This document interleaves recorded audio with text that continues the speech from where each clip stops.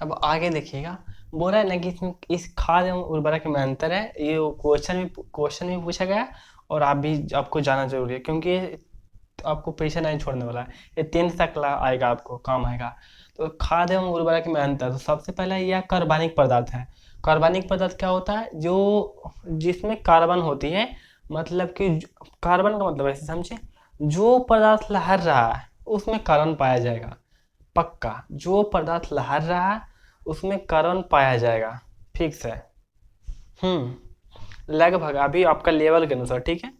तो जो लहर है, चीनी लहर है, उसमें भी कार्बन है, C6H12 उसमें C मतलब कार्बन है ना, कुछ भी चीज। तो अब बोलेगा सर प्लास्टिक तो भी लहरता है, तो उसमें भी कार्बन है, तब तो कार्बन डाइऑक्साइड ऊपर जाता है। तो उसमें भी कार्बन है, लेकिन वह वैसा कार्बन है जो कि नहीं गलता है।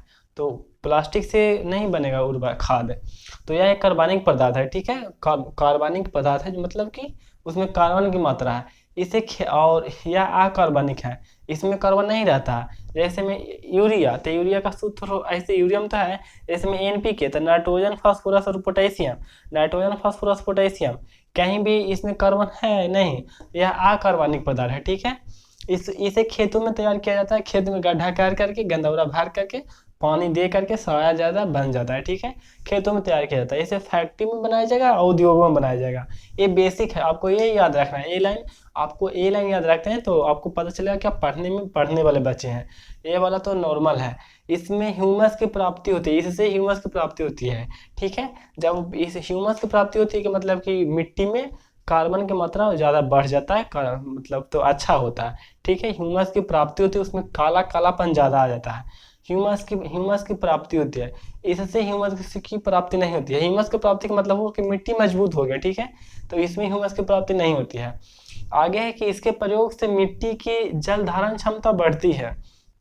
इसके प्रयोग से मिट्टी की जल धारण क्षमता बढ़ती, मतलब अगर इसका प्रयोग कीजिएगा ना, तो मिट्टी धीरे धीरे पानी को ज़्यादा ऑब्जर्व करके रखेगा। तो एक बार पटा दीजिएगा तो बहुत दिन तक चलेगा, इसका मतलब ये हुआ। इसका प्रयोग से घटती है। इसका बहुत ज़्यादा कीजिएगा प्रयोग तो मिट्टी बंजर हो जाएगा। बंजर के मिट्टी का मतलब समझते हैं, कितनों भी उसको डुबाए रहिएगा ना, तो वो पानी तिरबे नहीं करेगा। इसको बंजर मिट्टी बोलते हैं, ठीक है। गाँव में रेहड़ा बोलते हैं, रेहड़ा। तो इसको भी याद कर सकते हैं। इसमें पेड़ पौधे एवं जीव जंतु के अपशिष्ट पदार्थ शामिल होते हैं। अपशिष्ट यहाँ पे पदार्थ छूट गया, पदार्थ शामिल होते हैं, ठीक है। जैसे में पेड़ के पत्ता हो गया, तो उसका अपशिष्ट पदार्थ ही हो गया, ठीक है। और जैसे आपका मान लीजिए कि नहीं, आपका तो कोई मर जाएगा तब होगा, थोड़ी मरने मुरने की बात नहीं करते हैं। इसमें पेड़ पौधे एवं जीव जंतु का अपशिष्ट पदार्थ शामिल होते हैं। मान लीजिए कि एक चूहा का बच्चा मर गया बिजनी को, तो मिट्टी में मिल जाएगा, तो वो ह्यूमस उससे मिलता है, ठीक है। मिट्टी को उर्वरक शक्ति बढ़ती है, ठीक है। आगे देखते हैं, तो इधर देखते हैं, घटती सब हो गया। इसमें यूरिया, पोटास, अमोनिया सल्फेट और सुपर फास्फेट, फास्फोरस, एनपीके शामिल है। सबसे पहले तो यूरिया, आपको आप जानते हैं यूरिया का सूत्र होता है NH2CONH2, ठीक है। तो यूरिया का सूत्र होता है। और पोटास, ठीक है, ये पोटास है, ये अमोनियम सल्फेट है, ये सुपर फास्फेट है, और एनपीके है। तो ये आपको नहीं ज़्यादा याद रहेगा, यूरिया याद रह जाएगा, ठीक है। यूरिया याद रहेगा और एनपीके याद रखिएगा, ठीक है। नहीं रहेगा फिर भी एनपीके। एनपीके इसलिए ना बोलेगा कि सर्वत्र उर्वरक किसको बोलते हैं? सर्वत्र।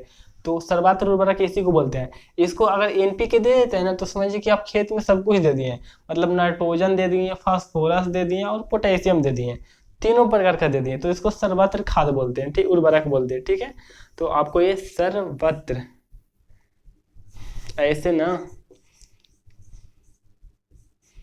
इसको सर्वत्र खाद बोलते हैं, सर्वत्र, ठीक है। इसको एनपीके को, तो उसको याद रखना है एनपीके वाला। और जो आप बहुत सारा मतलब अंतर और लिख सकते हैं कि इससे जल प्रदूषण होता है। हालांकि जल तो प्रदूषण इससे भी होगा, लेकिन इससे जल प्रदूषण होगा तो मछली वगैरह मरने लगेगा, इससे नहीं मरेगा, ठीक है। तो जल प्रदूषण होता है, और यह महंगा होता है, यह सस्ता होता है। इसको ले जाने लाने में आसानी होती है, इसको एक जगह से दूसरी जगह ले जाने में दिक्कत होगा। अब एक खेत में गेंदौरा बनाए, ले जाएंगे मुंबई तो दिक्कत तो होगा ना। मुंबई गेंदौरा ढो रहे हैं, तो ठीक है, तो इतना हो गया।